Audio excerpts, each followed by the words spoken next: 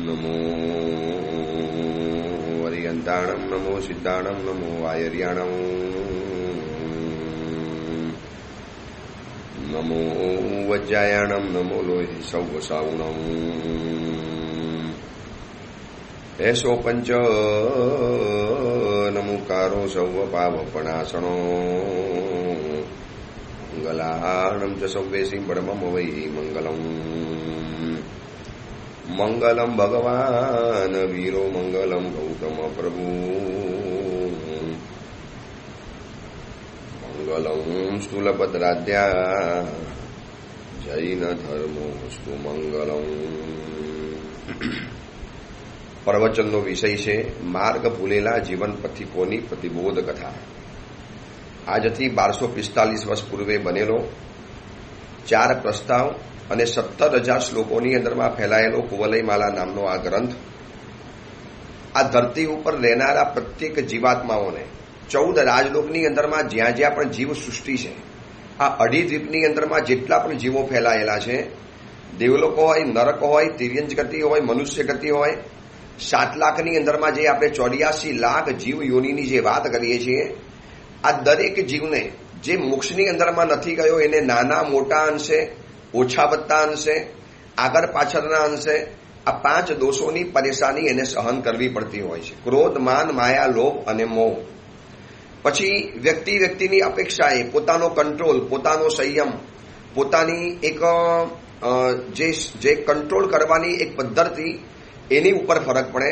બાકી આ 5 દોષોની ગુલામી, પરેશાની અનાદિકાળથી હું તમે કરતા આવેલા છીએ. આ ગુલામી આપણે જાતે ઊભી કરી છે. આપણે જ આ દોષોને બોલાવ્યા, આપણે જેને આમંત્રણ પત્રિકા આપી, આપણે જેને આપણા ઘરની અંદરમાં માનભેર બોલાવ્યા. હવે એ માણસો માલિક બનીને બેઠેલા છે અને આપણને પરેશાન વધારે કરતા જાય છે.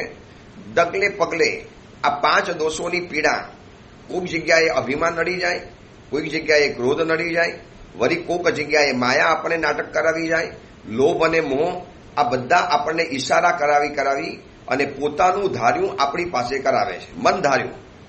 જેમ સર્કસની અંદરમાં એક રિંગ માસ્ટર હોય અને રિંગ માસ્ટર એ જંગલનો રાજા ગણાતા સિંહની પાસે પણ એક્ટિંગ કરાવી શકે.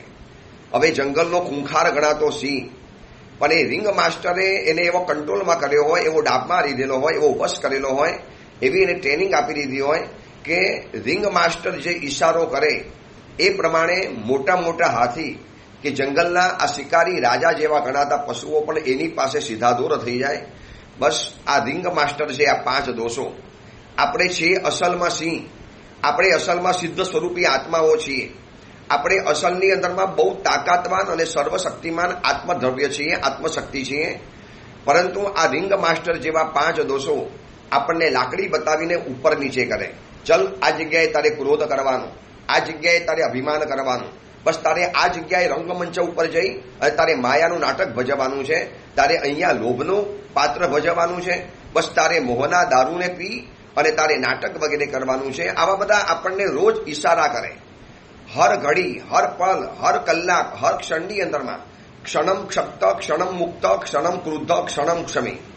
કલિકા સર્વજ્ઞ હેમચંદ્રાચાર્યએ કીધું છે કે આ સંસારના રંગમંચ ઉપર આપણને રોજ અલગ અલગ પાત્ર ભજવાવી આપે છે. કલાક પહેલા આપણે ક્રોધી હતા તો કલાક પછી આપણે માની બની ગયા. વળી પાછા અડધો કલાકની અંદરમાં માયા અને લોભનો આપણે નાટક ભજવ્યું, ત્યાં વળી પાછું કલાક માટે મોહનું નાટક ભજવવાનું, વળી પાછું ક્રોધ અને માયાનું નાટક ભજવવાનું. બજારની અંદરમાં ગયા, લોભ અને માન પરેશાન કરે. ગ્રહની અંદરમાં આવ્યા, ક્રોધ અને મોહ પરેશાન કરે. પછી વ્યક્તિઓના સાથેના સંબંધોની અંદરમાં આપણને માયાનું નાટક ભજવવું પડે. કેટલા બધા નાટક ભજવવાના, એક ભવની અંદરમાં કેટલા પાત્ર કરવાના. એક સંસારના ટૂંકા આયુષ્યની અંદરમાં 70, 80, 90 વર્ષ, 100 વર્ષ તો કોઈક ભાગ્યશાળી વ્યક્તિને હોય. અને આ 80 થી 90 વર્ષના ટૂંકા ગાળાની અંદરમાં એમ કહેવાય છે કે હિન્દુસ્તાનમાં આયુષ્યનો રેશિયો 70 થી 75 વર્ષનો છે સરેરાશ. આ 75, 80 સાલના આયુષ્યની અંદરમાં રોજ નવા નાટક, રોજ નવી માથાકૂટ, રોજ આવા નવા પાત્રો ભજવવાના, રોજ આવે બધા એ આપણને ઈશારા કરે અને આપણે નાટક ભજવી દેવાના. શું ક્યારે કંટાળો નથી આવતો? પરિભ્રમણ મેં અનંતારે કીધા, હજી ન આવ્યો છેડલો. જ્ઞાન વિમલ સુરેશ્વરજી મહારાજ પ્રભુ મહાવીરના સ્તવનની અંદરમાં ભગવાન પાસે વેદના વ્યક્ત કરે છે કે પ્રભુ પરિભ્રમણ મેં અનંતા, આ કેટલા બધા પરિભ્રમણ કર્યા, કેટલા બધા સંસારના રંગમંચ ઉપર જઈ અને આ બધા નાટક ભજવ્યા. પ્રભુ કબૂલું છું કે આ બધાને મેં મારા જીવનમાં લાવ્યો, હું જ મારા જીવનમાં આશરો આપ્યો, મેં જે લોકોને આમંત્રણ આપીને બોલાવ્યા.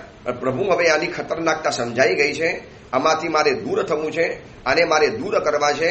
રોજના આ નાટકો ભજવીને પ્રભુ હવે ખરેખર થાકી ગયો છું.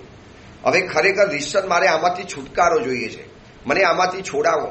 એક વ્યાજખોર પઠાણી ઉઘરાણી જ્યારે વ્યક્તિની પાછળ થતી હોય અને એ વ્યક્તિ કેવો ત્રાસીને હાથ જોડીને કહે કે સાહેબ મને છોડો આમાંથી, મને આમાંથી મુક્ત કરો.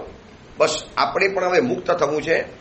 આ 5 દોષોની પરેશાની આ ગ્રંથ દ્વારા જાણીશું અને રોજ અંદરમાંથી વેદના વધતી જવી જોઈએ. એક પ્રવચન સાંભળ્યા પછી અંદરમાં એક વેદનાની સપાટી વધવી જોઈએ. ક્યારે આ માયામાંથી મુક્ત થઈશ, કેવા માયા માટે મારે નાટક કરવા પડે, કેવા મારે લોકોની સામે પાત્ર ભજવવા પડે, કેવા ડાયલોગ બોલવા પડે. અંદરમાં કંઈક હોય અલગ અને બહાર કંઈક મારે જુદું વ્યક્ત કરવાનું. બહાર કંઈક બોલું છું અલગ અને અંદરની લાગણી કંઈક મારી અલગ રહેલી છે. અંદરમાં એના પ્રત્યે દ્વેષ હોય, ક્રોધ હોય, એનું નુકસાન કરવું હોય, બહારથી મારે એની પ્રશંસા કરવાની, વખાણ કરવાના. અને જોજો કેટલીક વ્યક્તિઓ આ માયાના સ્વરૂપની અંદરમાં આપણી પાસે આવશે, અંદરમાં એનામાં હરાહર જહેર ભર્યું છે, ભયંકર જહર ભરાવું હોય અંદરમાં આપણા પ્રતિ, પણ બહારથી મુખવટો પહેરી અને એમાં આપણી પાસે આવશે. અરે આ તો ખબર છે કેવા માયાવી માણસો હોય છે, આપણા જ ઘરની અંદરમાં આગ એ લોકો લગાવશે છુપ્પી રીતે અને પછી આગ બુઝાવવાના નામે આપણા અંદરમાં એક બીજી આગ લગાવવા માટે આવશે. લે તારું ઘર ભરી ગયું, હાય તારા ઘરમાં તો હવે બધું ખતમ થઈ ગયું, તું હવે રહેવા ક્યાં જવાનું, તને હવે કોણ આશરો આપશે, માણથી તારું ઘર બનાવેલું હતું બધું તારું બળીને સાફ થઈ ગયું. એટલે ઘરમાં તો આગ લગાડે છે, હવે આપણા મિત્ર બનીને આપણા જીવનમાં પણ આગ લગાડવા માટે આવી જાય છે. આ માયા, આ બધા માયાના નાટક રહેલા છે. આપણું નુકસાન કર્યું, આપણી દીકરીના લગ્ન અટકાવ્યા, આપણો બિઝનેસ અટકાવ્યો, આપણને સંયમ જીવન લેતા અટકાવ્યા, આપણને આગળ વધતા અટકાવ્યા, આપણા જીવનમાં સારું થતું એ બધું એનાથી ખમાયું નહીં અને એને પ્રપંચ કરી અને આપણા બધું જ અટકાવી નાખ્યું. અને પછી અટકી ગયા પછી શું કહેશે, લો બહુ ખરાબ થયું, તમારા માટે તો આવું ન થવું જોઈએ, તમને કેટલું બધું ખરાબ થઈ ગયું, તમને કેટલું બધું નુકસાન થઈ ગયું. એટલે પછી આપણે એની સામે રડીએ એટલે એ અંદરમાંથી હશે. જોયું, બેટમજીને સીધા કરી લીધા ને, મેં સીધો કરી નાખ્યો ને. બસ આ માયાનું નાટક. એટલે અંદરથી આપણને ખતમ કરી નાખે અને બહારથી જાણે કે આપણા મિત્ર હોય, આપણા સપોર્ટર હોય, આપણા જાણે કે હમદર્દ હોય, આપણી સાથે જાણે કે લાગણીથી જોડાયેલા હોય, એવો દેખાવ કરવાનો. આ જોઈ લો માયા નિત્ય શું કરી રહેલો છે. જ્યારે છૂટો પડ્યા પછી જ્યારે ભેગો થયો છે તારે કેવા નાટકો ડાયલોગ બોલ્યો છે, તારા વગર ઊંઘી નતો શકતો, તેરે બિના તો ભૂખ ભી નહીં લગતી હતી, તેરે બિના ખાના ભી નહીં પાતા હતા, તારા વગર જો મારી જિંદગી કેટલી બધી ઉજ્જડ બની ગઈ, તારા વિના હું કેટલો બધો અધૂરો અને એકલો રહેલો હતો. અને એ જ બોલનારા મિત્રએ પાછળથી 2 પગ પકડી અને સીધો કૂવાની અંદરમાં પછાડી દીધો. આવા કૂવામાં નાખનારા બીજા કોઈ નથી હોતા, આપણા જ મિત્રો છે. ગુજરાતીની અંદરમાં એક અમૃત ઘાયલ છે, એને કવિતા બનાવી છે. મેં જેટલા ઘાવની એની પ્યોર કવિતા તો યાદ નથી આવતી, પણ એનો ભાવાર્થ એવો હતો, મેં જીવનમાં જેટલા પણ ઘાવ ખાંસ કર્યા અને એ બધાની જ્યારે યાદી જોઈ ત્યારે એમાં મિત્રોના નામ સૌથી પહેલા રહેલા હતા. મારી નજીકમાં રહેલા મારા મિત્રો, ક્રિકેટની દુનિયામાં પણ કહેવાય છે ને, સૌથી નજીકમાં રહેલો છે વિકેટ કીપર અને એ જ આપણને સૌથી વધુ આઉટ કરી શકે છે.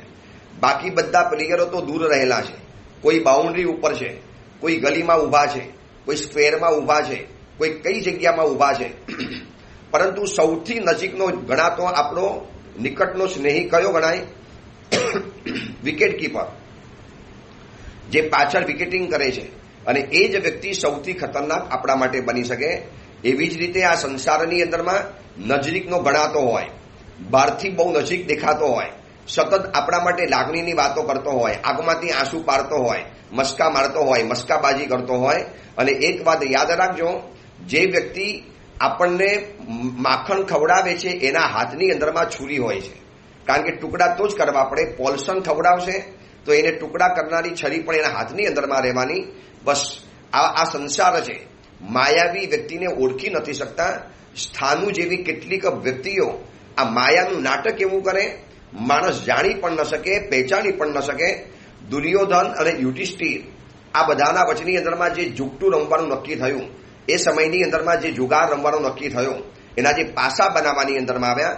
યુધિષ્ઠિર ભોરો હતો, સ્થાનુ જેવા આ બધા 5 પાંડવો હતા. અંદરમાં કપટની ગંધ ના આવી. એ લોકોને અંદરમાંથી કોઈ પ્રપંચ ખેલાઈ રહેલો છે ખ્યાલ જ ના આવ્યો. અને શકુનીની ચાલ અને દુર્યોધનનું મન અને એવા 5 પાંડવોને છટકામાં ફસાવી નાખ્યા. 5 પાંડવોનું એક પણ લોહીનું ટીપું પાડ્યા વગર, તમે વિચારી લેજો, એક પણ લોહીનું ટીપું પાડ્યા વગર, એક પણ લોહીનું બુંદ વહાવ્યા વગર પાંડવોનું આખું રાજ્ય તો લઈ લીધું, દ્રૌપદીને પણ જુગારની અંદરમાં હરાવી નાખી. કેવી તાકાત હોય છે આ માયાની, પ્રપંચની, દંભની, કપટની અને ચીટિંગની, ધોખાબાજીની. સાવધાન રહેવા જેવું છે. આપણે તો આ રસ્તે જવું જ નથી. કેટલા બધા કર્મોના બંધ, કેટલું બધું એના માટે અધ્યવસાયો બગાડવાના. સતત ને સતત માયાવી વ્યક્તિ 24 કલાક મનમાં મલિન આશય લઈને ફરતો હોય, સતત મનના અધ્યવસાયોને બગાડતો હોય, એની મનની દિવાલ તદ્દન માયાના કાળા રંગોથી રંગાયેલી હોય. તો આ જો માયાદિત્યના જીવનમાં એ જ દેખાય છે કે વિશ્વાસુ મિત્રના 2 પગ પકડીને ઊંધો ફેંકી દેવાનો, એને માથું ફૂટશે, મરી જશે, અને મારવા માટે જ ફેંકેલો, એક માત્ર રત્નોને પ્રાપ્ત કરવા માટે. આ જિંદગી પૂરી થશે, રત્નો અહીંયા રહી જવાના અને આ માયા પ્રપંચના કર્મો સાથે આવવાના. આ પ્રવચન સાંભળનારા હું કે તમે કે જેટલા પણ આ પ્રવચન સાંભળે છે, હજારો વ્યક્તિઓ આ પ્રવચનો સાંભળો છો, આપ કદાચ મારો તમારો નેચર જો આવો માયાવી હોય, કોઈ કર્મના ઉદયથી જો આપણે આવી કોઈ માયા કરેલી હોય અને કોઈ કર્મના ઉદયથી જો આપણે આવા કોઈ માયાના પ્રપંચના નાટક ભજવેલા હોય, તો વહેલાસર કોઈ ગુરુ ભગવાન પાસે જઈને પ્રાયશ્ચિત કરી લેજો. તીર્થંકર મલ્લીનાથ પરમાત્માએ આગલા ભવની પાછલા ભવની અંદરમાં સારા કાર્ય માટે પણ માયા કરી, તપસ્યા માટે માયા કરી છે. કોઈ ઠગવા માટે માયા નથી કરી, તપસ્યા માટે પણ માયા કરી. છેવટે માયાના ભોગ બનવું પડ્યું છે. સ્ત્રી અવતાર પ્રાપ્ત કરવો પડ્યો, સ્ત્રી વેદની અંદરમાં આવવું પડ્યું. તીર્થંકર પદવી નિશ્ચિત છે, પણ અનંત સમય પછી એવો એક સમય આવ્યો કે જેમાં મલ્લીનાથ પરમાત્માને સ્ત્રી અવતાર પ્રાપ્ત કરવો પડ્યો. જો કદાચ આપણે માયાદિત્ય બના હોઈએ, આપણે આવા જ કોઈ પ્રપંચો ખેલ્યા હોઈએ, સંબંધોના ક્ષેત્રમાં, ધંધાના ક્ષેત્રમાં, અભ્યાસના ક્ષેત્રમાં, લેવડ દેવડના ક્ષેત્રમાં, દીકરા દીકરીઓના સંસારના લગ્નના પ્રસંગોની અંદરમાં કોઈ પણ સ્વરૂપે માયા કરી હોય, પછી બોલચાલની અંદરમાં દેરાણી જેઠાણી હોય, સાસુ અને વહુ હોય, બેટા અને બાપ અને બેટા હોય, પછી ઘરની અંદરમાં મમ્મી અને દીકરી હોય, બહેન અને બહેન હોય, ભાઈ અને ભાઈ હોય, આ બધા સંસારના સ્વરૂપની અંદરમાં કોઈ પણ જાતની જો આપણે માયા કરી હોય, કોકને ઠગ્યા હોઈએ, કોઈની સાથે ચીટિંગ અને ધોખાબાજી કરી હોય, એની સાથે સંબંધ એટલા માટે રાખ્યો કે બસ ફાયદો છે માટે બહારથી બધી મોટી મોટી વાતો કરી અને એને જ નુકસાન પહોંચાડવાની અંદરમાં આવ્યું. જેટલી પણ જૂના રાજ પરિવારો હતા ને, એકવાર વાંચી લેજો, કેવા ભયંકર રાજ રમતો માયાની અંદરમાં ખેલવામાં આવતી હતી. બહારથી તો બેટા બેટા કરે, બહારથી તો એને પુત્ર પુત્ર કરીને બોલાવે અને અંદરમાંથી જે ભયંકર ત્રાસ વીટવાની અંદરમાં આવે. સમ્રાટ અશોક આના બહુ ભોગ બનેલા હતા. બહુ મોટા રાજાઓના રાજ પરિવારની અંદરમાં આ માયાના પ્રપંચો ખેલાતા રહ્યા છે. માયાનું સામ્રાજ્ય અસીમ છે. માયાનું સામ્રાજ્ય વિચારી ન શકાય એટલું વિસ્તરેલું છે. કદાચ આપણે માયાના સામ્રાજ્યમાં જો આવ્યા હોઈએ, એના જો ભોગ બન્યા હોઈએ, તો વહેલી તકે આમાંથી મુક્ત બની જવા જેવું છે. ચલો, આ માયાદિત્યની કથાને આજે પરિપૂર્ણ કરવી છે અને આ કથાને પરિપૂર્ણ કરી અને આજે આ કુવલેમાલા ગ્રંથનું પર્વાદિરાજ પરુષર મહાપર્વ પહેલાનું અંતિમ પ્રવચન પણ પરિપૂર્ણ કરવું છે. અને એની સાથે સાથે આજે નક્કી કરવું છે કે મારે મારા જીવનની માયાને પણ ખતમ કરવી છે. એકદમ પારદર્શક, સ્વચ્છ વ્યવહાર, બહુ સાપ જિંદગી, બિલકુલ મન ઉપર ભાર રાખ્યા વગર બહુ સરળતાથી જિંદગી જીવી લેવી છે. કેટલો બધો બોજ રાખવો પડતો હોય છે માયાવી વ્યક્તિઓને. મારું કપટ બહાર ન આવી જાય, મારી લીલા બહાર ન આવી જાય, આ મારું કરેલું જે રાજ રમતનું જે પ્રપંચ છે, કાર્ય છે, કોઈને ખબર ન પડવી જોઈએ. સતત એની ઉપર લીપાપોતી કરવાની, સતત એના માટે સ્માઇલ આપ્યા કરવાનું, સતત ને સતત નકલી ડાયલોગ બોલ્યા કરવાના. એ માણસને ભાર નહીં લાગતો હોય આપણને એમ લાગે કે પોતાના વ્યક્તિત્વ કરતા ઉલટા વ્યક્તિત્વનું નાટક કરવું વ્યક્તિને કેટલું બધું પ્રેશર આપતું હશે. પરંતુ આ માયાવી વ્યક્તિને એવું કશું કદાચ જણાતું પણ નહીં હોય, દેખાતું પણ નહીં હોય. આજે આ છેલ્લું પ્રવચન પર્વાદિરા પર્યુષણ મહાપર્વ પહેલાનું, આજે 29 તારીખ, આવતીકાલે 30 તારીખે આપણે શરૂ કરશું પર્વાદિરા પર્યુષણ મહાપર્વની પ્રદક્ષિણાનું એક પ્રવચન, એક દિવસ પહેલાનું પ્રવચન. અને 31 તારીખથી સમગ્ર જીન શાસનની અંદરમાં એક આરાધનાનું ઘોડાપૂર આવી જવાનું. એટલું મોટું જબરજસ્ત આરાધનાનું એક વાવાઝોડું ફૂંકાવાનું, જેમાં કર્મો દૂર ચાલી જવાના. પૂજા, પ્રતિક્રમણ, પ્રવચન, પચકાણ, પૌષધ આ બધાની બોલબાલા વધી જવાની. ચલો એ તો વાત આપણે આવતીકાલે કરીશું. આ માયાદિત્યની કથામાં આગળ વધીએ. માયાદિત્ય એ ઝાડીની અંદરમાં પડેલો હતો, તૂટ્યું વારીને. એને બરોબર વેલડીઓથી બાંધી દેવાની અંદરમાં આવ્યો હતો. અને જઈને જોયું, મિત્રની અવદશા જોઈ. કીડીઓ કરડી ગઈ હતી, ચકામાં થઈ ગયેલા હતા, લાલ લાલ મોટા જખમ ઉભરી આવેલા હતા. અને છતાં પણ માયાદિત્ય હવે મિત્રને આવેલો જોયો ને એટલે શરમનો માર્યો, આંખો નીચી થઈ ગઈ. શું બોલું એની સાથે, શું ખુલાસો કરું? એ મને પૂછશે કે ક્યાં ચાલી ગયો તો મિત્ર, મને કોને કૂવાની અંદરમાં નાખ્યો? પણ જોજો, સ્થાનું એ વ્યક્તિને શરમમાં રાખવા નથી માંગતો, શરમમાં નાખવા જ નથી માંગતો. માયાદિત્યને એમ કે હમણાં પહેલો સવાલ આ જ પૂછશે, અરે ભાગી ગયો મને છોડીને, હું કૂવામાં પડેલો, તે મારી બૂમ ન સાંભળી, તે મારો પોકાર ન સાંભળ્યો, તે મારી ચીસ નથી સાંભળી, તો મને કૂવામાં કોને નાખ્યો? યાર, આપણા સિવાય તો બીજું કોઈ હતું જ નહીં, તું જ મારી બાજુની અંદરમાં હતો. તે જોયો કોઈને કૂવાની અંદરમાં નાખતો? મને કોઈએ કૂવામાં નાખ્યો અને નાખતો જોયો, તે મને બચાવ્યો કેમ નહીં? તું મારો બચાવ કરવા કેમ ના આવ્યો? આવો સવાલના જડીઓ વરસશે. આવું માયાદિત્યને કદાચ હતું, પણ આ સ્થાનું છે. જવા દો, જે થયું એ થયું. મિત્રની અવદશાને જોયા પછી એને ઊભો કર્યો, એને શરીર સાફ કર્યું, એના ઘાવ ઉપર લેપ વગેરે લગાડ્યો, ઔષધિઓ વગેરે લગાડી. પાંદડાની ઔષધિ, જંગલમાં એવા ઔષધિઓના જ્ઞાન પુરાના કાળમાં હતા. અને આ બધું કર્યા પછી હજી માયાદિત્યને એમ કે હમણાં બધા સવાલ પૂછશે, એટલે અંદરમાં બધી ગોઠવણ ચાલે છે. શું જવાબ આપીશ, એને કેવી રીતે છેતરીશ, વરી પાછું કેવી રીતે કરીશ, એના મનની અંદરમાં એ જ ગળમથલ ચાલે. માયાવી વ્યક્તિ સતત ને સતત ગણિત અને દાવપેચની અંદરમાં જીવતો હોય છે. એના મનમાં સતત ગણતરી જ ચાલુ હોય છે. હર હંમેશ उसके मन में गणतरी ही चलती रहेगी. सामने वाला ऐसा बोलेगा, मैं ऐसा करूंगा. सामने वाला ऐसा करेगा, मैं ऐसा बोलूंगा. सामने से यूं बात आएगी तो मैं यूं बोलूंगा. बस આવું સતત મનમાં ગણતરી ચાલ્યા કરે. પ્લાન વગર માયાવી વ્યક્તિ જીવી ન શકે. એને બધું પ્લાનબદ્ધ કરવું પડે. જ્યારે માયા કપટથી રહિત વ્યક્તિ હોય ને, એને મેં આગળ શું બોલ્યો છું એને યાદ પણ નથી રાખવું પડતું, કારણ કે પોતાના શબ્દોમાં ક્યારે બંધાતો નથી. જ્યારે માયાવી વ્યક્તિને એક એક કલાકના ડાયલોગ મગજમાં નોંધવા પડે. ભાઈ, કલાક પહેલા આવું બોલેલો હતો તો મારે પછી આ જ બોલવાનું છે. જો બીજો શબ્દ બોલીશ તો પછી આખી મારી છાપ ઉઘાડી પડી જવાની. જ્યારે નિખાલસ વ્યક્તિને આવું કોઈ યાદ જ નથી રાખવું પડતું. નિષ્કપટી વ્યક્તિને આવું કોઈ વિચારવું નથી પડતું, કારણ કે એના પહેલાના પણ શબ્દો અને અત્યારના શબ્દો બધા સરખા જ નીકળે છે. કારણ કે કોઈ ગોઠવણ નથી, કોઈ રમત નથી, કોઈ પૂર્વ પ્લાન નથી, કોઈ એવી રીતે રાજ રમત નથી રમવાની. એટલે બધું સહજ, સ્વાભાવિક અને સરળતાપૂર્વક નીકળતું જાય. અને માયાદિત્યને મનમાં ગણતરી ચાલે છે. હમણાં પૂછશે ને એટલે પછી એમ કહી દઈશ કે મને તો થોડી ખબર હતી, હું તો ભાઈ આ બધું જમવા કરવાની વ્યવસ્થામાં ગોઠવાયેલો હતો અને તું પાણી જોવા માટે ગયેલો હતો. હવે તું કેવી રીતે પડી ગયો મને શું ખબર પડે? અને તું નીચે પડ્યો ને, ધબાકાનો અવાજ આવ્યો તો મને તો કશી ખબર નથી પડી. ઉલટાનો હું તો એમ વિચારતો હતો કે ક્યાં ગયો આ મારો મિત્ર. હું આજુબાજુમાં શોધવા માટે ગયો, આજુબાજુની અંદરમાં દૂર જોવા માટે ગયો, અને દૂર જોવા ગયો અને આગળ વધ્યો. એમાં મને આ ચોરો મળી ગયા, મને બાંધીને નાખી દીધો. અને મિત્ર બધા રત્નો આપણા ઉપાડીને ગયા. તારી પોટલી હું તને આપું ને એની પહેલા તો આ લોકો ઉપાડીને ગયા. અને મેં તો એને કીધું કે ભાઈ, આમાંથી 5 રત્નો મારા મિત્રના છે, 5 મારા છે, મારા લઈ જાઓ, પણ મારા મિત્રના રહેવા દો. આ બધું મનમાં ડાયલોગ ગોઠવે છે માયાદિત્ય, કે કદાચ કહેવું પડે તો આ બધું જ કહી દઈશ. પણ સ્થાનું પૂછતો જ નથી, સ્થાનુને કોઈ જાણવું પણ નથી. સરળ વ્યક્તિઓની જિંદગી કેટલી બધી સ્પષ્ટ હોય છે, કેટલી બધી સાફ સુથરી હોય છે કે એને આવા બધા કોઈ આર્ત ધ્યાન સંકલ્પ વિકલ્પો મનમાં ઉઠતા જ નથી. કેટલું શાંત મન, કેટલું પ્રશાંત મન, કેટલું ઉપશાંત મન. આ કરવું હોય તો માયાથી મુક્ત બનશું તો જ મન આવું થવાનું છે. બાકી માયાના કલ્પનાના દોડમાં ગયા તો કોઈ પણ મન આવું શાંત થવાનું નથી. અને સ્થાનુએ સાફ તો કર્યા, ઘા વગેરે કર્યા, બેસાડ્યો. દોસ્ત ચિંતા નહીં કરતો, હું તારી સાથે જ છું. અને જ્યાં શબ્દો બોલે છે ને એટલે માયાદિત્યના હૃદયની અંદરમાં ઉથલ પાથલ થવા માંડી. એમ લાગ્યું કે જાણે કે હવે એની માયા ઉપર છેલ્લો પ્રહાર થાય છે, એની માયા ઉપર. આ સુધીમાં કૂડ કપડ કરવા બાકી નથી રાખ્યું.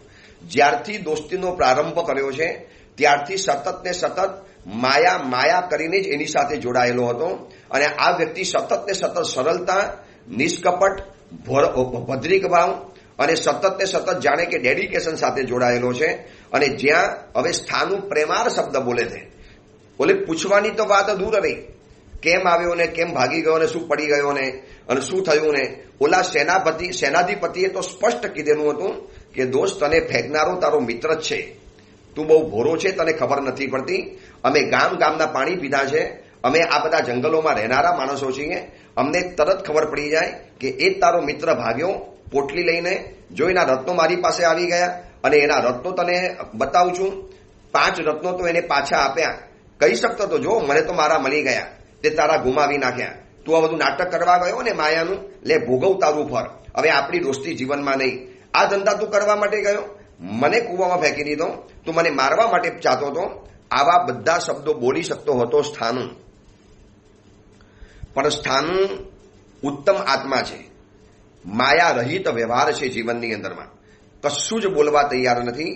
ઉલટાનો ઉપરથી એને જે છેલ્લી હદનું જે વાક્ય બોલ્યો છે ને, આ વાક્ય સાંભળ્યા પછી જાણે કે માયા ખતમ થઈ ગઈ. માત્ર આદિત્ય રહ્યો, માયા અંદરમાંથી ખતમ થઈ ગઈ. પ્રેમથી હાથ પસાવીને કહે છે, હું તારો મિત્ર છું, હું તારી સાથે છું. ભલે તારા 5 રત્નો ગયા, કોઈ ચિંતા નહીં કરતો. મારા રત્નોમાંથી 2.5 રત્ન તારા અને 2.5 રત્ન મારા. અડધા રત્ન તારા, અડધા મારા. શું કામ ખેદ કરે છે દોસ્ત? શું કામ મોડું નીચું કરીને બેઠેલો છે? હું તારી સાથે છું ને. ભલે તારા ગયા તો ગયા, મારા રત્ન પણ તારા જ રત્ન છે ને દોસ્ત. આપણે બંનેથી ક્યાં અભેદ છે, ક્યાં આપણે અભિન્ન છીએ? આપણું શરીર ભલે એક છે, આપણે તો અંદરમાંથી એક જ છીએ ને. આ શબ્દના જ્યાં છેલ્લો ભાર સાંભળ્યો અને માયાદિત્યથી હવે ન રહેવાયું. માયાદિત્ય હવે શું માયા કરે, કોની ઉપર કરે? આની જે ચરમ સીમાની મેરુ પર્વત જેટલી એની સરળતા, ભદ્રિકતા, નિષ્કપટતા, પારદર્શકતા જે જોયા પછી માયાદિત્ય ઢગલો થઈ ગયો. અંદરની માયા હારી ગઈ. 2 પગ પકડીને ધુસકે રડે છે, સ્થાનુના પગ પકડીને. સ્થાનુ કહે છે, મિત્ર શું કરે છે આ? મિત્ર શું કરી રહેલા છો? મારા પગ પકડો છો, રડો છો? અને માયાદિત્ય પુકાર પાડીને કહે છે કે મને રડવા દો, મને મારા પાપનું પ્રાયશ્ચિત કરવા દો. મિત્ર, એકાદ વખત નહીં, અનેક વખતે મેં તને મનોમન ઠગ્યો છે. 2 વખત તો તારા રત્નો લઈને ચોરી કરીને ભાગ્યો છું. 1 વખત તો હું પોતે જ મારા ખાડામાં પડી ગયો. અત્યારે પણ તને કૂવામાં નાખનારો હું જ હતો. દોસ્ત, મને માફ કરી દે. રડતી આંખે બધું જ કન્ફેશન કરે છે. માયા તો ગઈ. સ્થાનુનો સરળ વ્યવહાર જોયા પછી આ કથા આપણને શીખવાડે છે, સામેની વ્યક્તિ ભલે ગમે એટલી માયા કરે, ગમે એટલા પ્રપંચો કરે, ગમે એટલા લેટેસ્ટ અને લાસ્ટ સ્ટેજના છેલ્લામાં છેલ્લી કક્ષાના માયાના પ્રપંચો કરે, પણ જો આપણે સરળતાને બરકરાર રાખીશું, આપણે આપણી સરળતાને જો સંભાળીને રાખીશું, આપણે છેતરવું પણ નથી અને એને છેતરવું પણ નથી, અને જો આપણે એવા રહીશું ને તો વિજય વાવટો, વિજય પતાકા, છેલ્લો વિજયી ફડકો તો આપણો થવાનો છે. જોઈ લો સ્થાનુને, પગમાં પડીને હિપકા ભરીને રડે છે માયાદિત્ય. દોસ્ત, મને માફ કરી દે. આમ તો માફ કરવાનું હું લાયક નથી, તારો ગુનેગાર છું. તારી હત્યા કરવાની કોશિશ કરી, તારા રત્નોને હડપી લેવાની કોશિશ કરી, તને પાયમાલ કરવાની કોશિશ કરી. રડતી આંખે બોલતો જાય. સ્થાનુ કે દોસ્ત ભૂલી જા, ચાલ્યા કરે આવું બધું, કોઈ વાંધો નથી કરવાનો. તું કેવો સારો મિત્ર છે, આ બધું કબૂલ તો કરે છે. માયાદિત્ય વિચારે કે આ મને થપ્પડ મારવી જોઈએ, મને લાત મારવી જોઈએ, મને 4 તમાચા ચોડી દેવા જોઈએ, મારા એક શરીર ઉપર પથ્થરના માર આને મારવા જોઈએ. ઉલટાનો મને પ્રેમ કરે છે અને એના પગને વળગીને જે હિપકે રડે છે કે મિત્ર, ખરેખર તું ભગવાન છે. તું ખરેખર આ ધરતી ઉપરનો ઇન્સાન નથી, ભગવાન છે. તું કેટલો બધો નિષ્કપટી છે, કેટલો બધો પારદર્શક છે, કેટલો પ્રેમાર છે. તને ગુસ્સો નથી આવતો મારી ઉપર? તું મને માર, મને પ્રાયશ્ચિત આપ. મારે મારા પાપોનું પ્રાયશ્ચિત કરવું છે. મને આજે સાચા દિલે પસ્તાવો થાય છે કે મેં મારા આવા સારા મિત્રને કેમ ઠગ્યો. શું કામ મારે તને ઠગવાની જરૂરિયાત હતી? માયાદિત્યનું હૃદય પરિવર્તન થઈ ગયું. માયાદિત્ય આખો નાખો બદલાઈ ગયો, માયાદિત્ય આખો નાખો સુધરી ગયો. સરળતાના વ્યવહારને જોયા પછી સ્થાનુના માયા ઊભી ન રહી શકી, માયા ત્યાં ટકી ન શકી. સરળતાની સામે માયા હંમેશા હારતી આવે છે. આ ઉપમિતિ ભવ પ્રપંચા કથાની અંદરમાં લખવામાં આવ્યું છે. પણ શરૂઆતમાં છે ને માયા જીતતી દેખાય, પણ જો આપણી સરળતાને મક્કમતાથી ટકાવી રાખીશું, આપણી નિષ્કપટતાને જો આપણે બરોબર વર્ગીને રહીશું તો આપણા આની અસર માયા ઉપર પડે છે. અને માયા એવી ભાગે છે. જોઈ લો, સ્થાનુએ ઠપકો નથી આપ્યો, સ્થાનુએ દાટ્યો પણ નથી, સ્થાનુએ ધમકી પણ નથી આપી. ઉલટાની છેલ્લી કક્ષાની ચરમ સીમાની સરળતા, ઉદારતા કે દોસ્ત ચિંતા નહીં કર, આપણે 5 રત્નના આપણે 2 ભાગ કરીશું, અડધા તારા અને અડધા મારા. કોણ કરે આ જમાનામાં?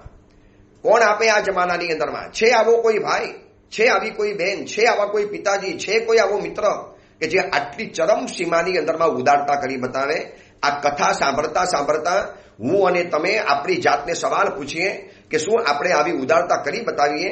આપણો સગો ભાઈ હોય, એને આપણી સાથે એક વખત તો માયાના કપટના ભયંકર ખેલ ખેલ્યા હોઈએ, એને આપણી સાથે જે આપણો ભાગ પડવાનો હતો પિતાજીની ઇન્કમની અંદરમાં, એમાં પણ એને નાટક કર્યા, એમાં પણ એને ગોટાળા કર્યા, એમાં પણ એને નાટક વેડા કરેલા હતા. આપણે જોતા હતા, છતાં પણ એ વધારે રહી ગયો અને આપણને ઓછું આપ્યું. મોકાની દુકાન એ લઈ ગયો, ગલીની દુકાન આપણને આપી. મોકાનું ઘર એને લઈ લીધું અને આપણને અંદરનું ઘર આપ્યું. મોટું ઘર એ લઈ ગયો, નાનું ઘર આપણને આપ્યું. અને વહેંચણીમાં પણ એને ઘણા ગોટાળા કર્યા છે, પાર્સાલિટી કરી છે, પક્ષપાત કરેલો છે. આ બધું જ જોયું છે એક ભાઈએ. છતાં પણ એ ભાઈ જ્યારે પાયમાલ થાય અને પગ પકડવા માટે આવે અને એ વખતે જે ભાઈ ઉદારતા બતાવે, મારા ગુરુદેવ ભુવન ભાનુ સુરેશ્વરજી મહારાજાની પુસ્તિકા છે, હું બધાને કહું છું ખાસ વાંચજો, અમી ચંદની અમી દ્રષ્ટિ. આ પુસ્તક વાંચજો. કઈ હદે ઉદારતા હોઈ શકે, કઈ હદે માણસ નિષ્કપટી હોઈ શકે. આવા જ 2 ભાઈઓની કરુણ કથા છે, કરુણ કથા.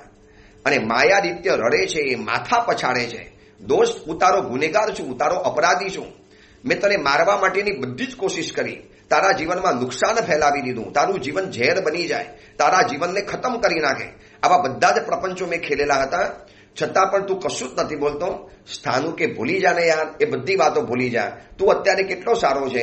ચાલ આપણે હવે નવી જિંદગી જીવીશું. ચાલ આપણે આપણા નગર તરફ જવું છે, આપણે આગળ વધીશું.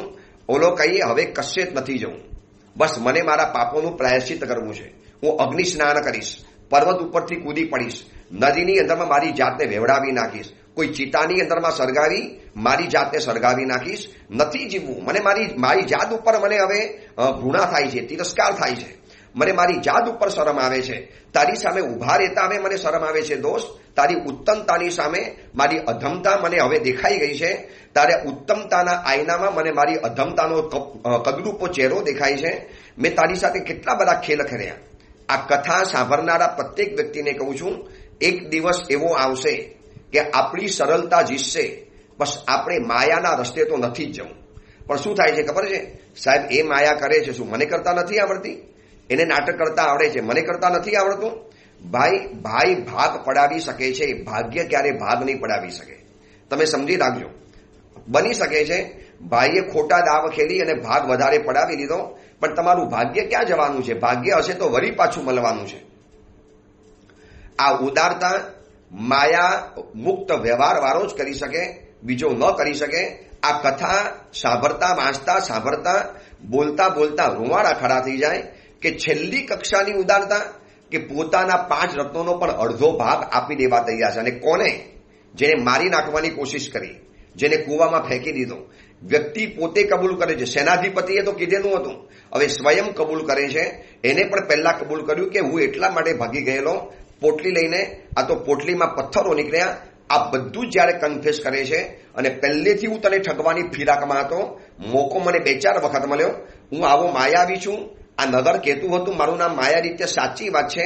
છતાં પણ સ્થાનુના હૃદયના એક ખૂણાની અંદરમાં પોતાના મિત્ર માટે નફરતનો ભાવ નથી જાગતો, એ વિચાર સુદ્ધા નથી આવતો. કાંઈ નહીં દોસ્ત, છોડને, બધું ભૂલી જા. આપણે નવી જિંદગી જીવશું, નવી જિંદગી આગળ વધારીશું. પણ ઓલો મિત્ર કહે છે કે નહીં, બસ તું તારા નગરમાં જા, હવે મને આ પાપનો અગ્નિ મને રહેવા નહીં દે. હું સંતપ્ત થયો છું. મને મારા દોષોનું પ્રાયશ્ચિત કરવું છે. બસ હું પર્વત ઉપરથી કૂદી પડીશ, અગ્નિની અંદરમાં જંપલાવી દઈશ, બધી નદીઓમાં સ્નાન વગેરે કરી અને છેલ્લે મારી જાતને ખતમ કરી નાખીશ. મને જીવવાનો અધિકાર નથી. મારા જેવા માયાવી માણસોને આ દુનિયામાં રહી જ ન શકાય. તમારા જેવા ઉત્તમ પુરુષો આ ધરતી ઉપર ટકી શકે. પાપોનો પશ્ચાતાપ રડે છે, આંસુ પાડે છે અને એ વખતે સ્થાનું સમજાવે છે કે દોસ્ત, મરી જવાથી પાપ નથી મરતા. આપઘાત કરી દેવાથી પાપ તારા ખતમ નહીં થઈ જાય દોસ્ત. એના માટે તારે બીજો રસ્તો અપનાવવો પડશે. ચલો આપણે કોઈ જ્ઞાની પુરુષ મળશે તો આપણે વિચારીશું. ચલો ત્યાં સુધીમાં તારી ચિત્તની શાંતિ માટે આપણે સર્વ તીર્થોની યાત્રા કરવાની કરીએ છીએ. બસ હું પણ તારી સાથે ને સાથે જ રહીશ. ઓલો કે તું જા ઘરે, તું તારી જિંદગી જીવી લે. શું કામ મારી પાછળ જિંદગી બરબાદ કરે છે? મેં તારી જિંદગી બરબાદ કરવાની કોશિશ કરી. સ્થાનું કહે છે કે તું જ્યાં છે ત્યાં હું રહેવાનો છું. એની આ સરળતાને જોયા પછી માયાદિત્ય તો જે પ્રભાવિત બની ગયો છે, આપણી ભાષામાં કહીએ તો જે ઇમ્પ્રેસ બની ગયો છે કે બસ રહેવાયું નહીં, ચીપકી પડ્યો, છાતીએ લગાવી દીધો પોતાના દોસ્તને. દોસ્ત, તું ખરેખર મારા માટે ભગવાન છે. તે મારું હૃદયનું પરિવર્તન કરી આપ્યું. આ માયાદિત્યની જિંદગી આખી બદલી આપી. દોસ્ત, ઉતારો ઉપકાર નહીં ભૂલું. સર્વ તીર્થોની યાત્રા કરતા કરતા કરતા કરતા ધર્મનંદન સુરીશ્વરજી મહારાજ સાહેબ વાસવ મંત્રી અને રાજાને કહે છે કે બધે ફરતા ફરતા અત્યારે અહીંયા આવેલા છે. એમને આ વિશાળ ધર્મસભા જોઈ, એમને પણ લાગ્યું કે આ કોઈ તીર્થ સ્થળ છે, એટલે આવીને બેઠેલા છે.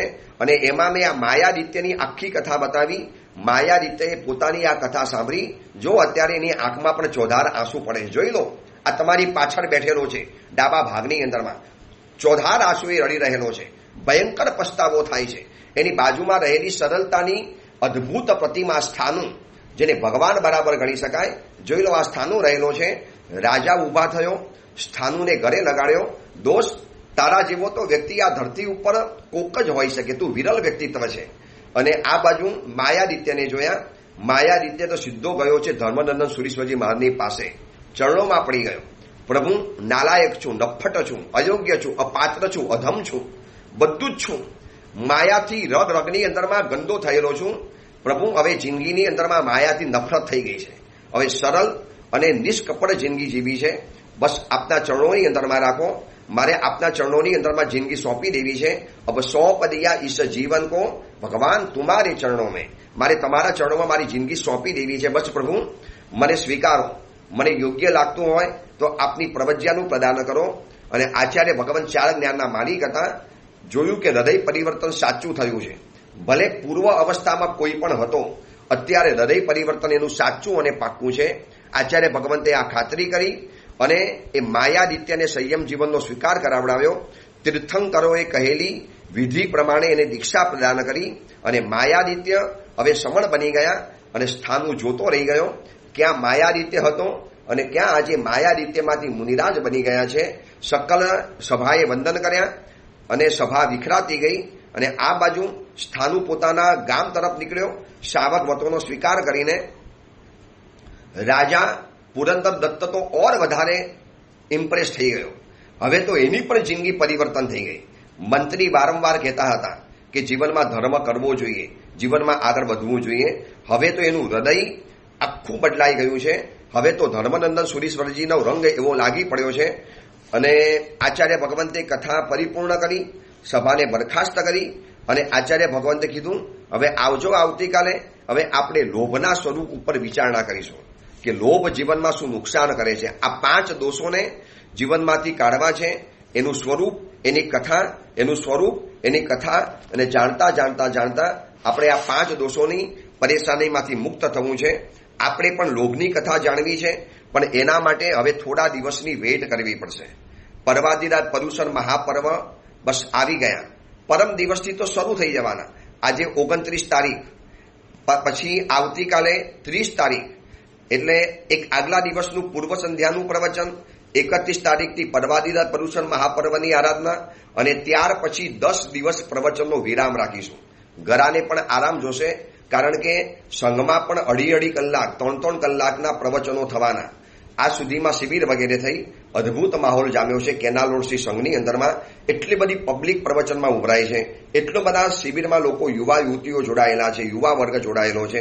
શ્રી સંઘને પણ આશ્ચર્ય છે કે અમારા સંઘમાં આટલું બધું માણસ કેવી રીતે ઉમટી પડેલું છે. દેવગુરુની કૃપા, ગુરુદેવ ભુવન ભાનુ સુરેશ્વરજી મહારાજાના આશીર્વાદ અને લોકોનો મળતો જે સપોર્ટ, એનાથી જિંદગી સરસ મજાની આગળ વધતી જાય છે. તો કુવલય માલાનું આ ગ્રંથનું પ્રવચન આજે આપણે સમાપ્ત કર્યું. હવે બરોબર પર્યુષણ પર્વના 8 દિવસ, એની પહેલાનો 1 દિવસ એટલે 9 દિવસ, અને ત્યાર પછીના બીજા 9-10 દિવસ એટલે 18 થી 20 દિવસ પછી આપણે કુવલય માલાની વરી પાછી અનુસંધાનની યાત્રામાં આગળ વધીશું. અને વરી પાછા આગળ વધીશું. આના કેટલા પ્રવચનો થવાના છે એ પણ ખબર નથી, પણ જેટલા ચાલશે એટલા ચલાવવા છે. વિસ્તારપૂર્વક આ 5 દોષોની કથાને જાણવી છે. એટલા બધા લોકોના સમાચાર, વાયા સમાચાર, મેસેજ દ્વારા સમાચાર, ઓડિયો મોકલવા દ્વારા સમાચાર. ગુરુદેવ કેટલો બધો ઉપકાર કરો છો, કેટલી બધી વાતો અમને આપ અમારા સુધી પહોંચાડો છો, શાસ્ત્રની વાતો, ગ્રંથની વાતો, આપ કેટલી બધી મહેનત કરો છો. હું એમને કહું છું, મહેનત કરવાનું મન થાય છે, કારણ કે તમારા જેવા શ્રોતાઓ છે. માટે બસ ખૂબ જીવનમાં આગળ વધજો, પરવાદિરાજની આરાધના સુંદર કરજો. એની વાતો આવતીકાલે કરીશું. અને વિહારધામ ઉત્સવ એમાં બને એટલો લાભ લેતા રહેજો, મિત્રોને પ્રેરણા કરતા રહેજો. તમારા સગા સંબંધી સમૃદ્ધ હોય, સંપન્ન હોય, શ્રીમંતો હોય, એને પ્રેરણા કરતા રહેજો કે આ વિહારધામ અદ્ભુત લાભ છે. એક સમણી ભગવંતની સુરક્ષા એ આપણી જવાબદારી છે. જીન શાસનનો મુખ્ય આધાર સ્તંભ છે, જીન શાસનનો મુખ્ય પાયો અને પિલ્લર છે. એની સુરક્ષા કરવાની જવાબદારી આપણી છે. અને એ માટેનું જે વિહારધામની વ્યવસ્થા છે એમાં આગળ વધવું છે. બસ એ રીતે આગળ વધતા રહેજો. એ જ મંગલ કામના, મંગલ ભાવના. જીનાગના વિરુદ્ધ કાંઈ પણ બોલાયું હોય તો મિચ્છામી દુક્કડમ.